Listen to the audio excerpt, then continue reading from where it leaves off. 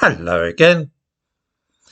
I confess I was left slightly staggered by yesterday's events in the British government.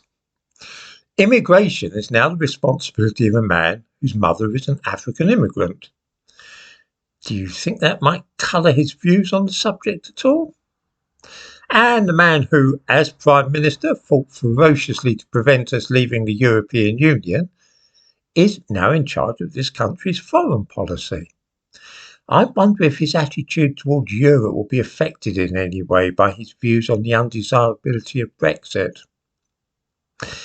The idea of raising a man to the peerage simply so that he might become a cabinet minister, despite not being an elected member of the House of Commons, is, to say the least of it, a little outdated. That kind of game might have been common enough in Victorian England, but it hardly sounds quite the thing these days. Mind, of course, Gordon Brown did exactly the same thing when he wanted to bring Peter Mandelson into the cabinet. There too we had an unelected Prime Minister making a cabinet minister of a man who was also unelected. The similarities are obvious. And look what happened to Gordon Brown. The thing which I find amazing about this is the sheer contempt which it shows for the opinions and wishes of the man and woman in the street.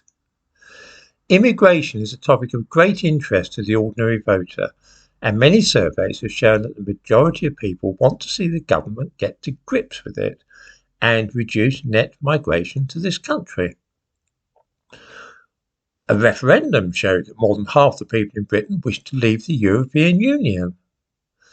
Appointing somebody whose very existence is a result of immigration to tackle and deter immigration does not sound to me like a genuine effort to enforce the will of the people, any more than appointing a die-hard enthusiast for the European Union is going to result in an even-handed approach to matters involving Europe.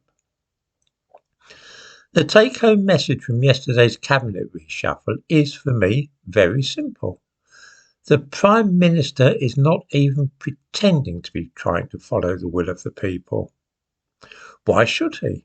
He was not elected as Prime Minister, and so feels no need to follow the policies of Boris Johnson, who won a landslide victory.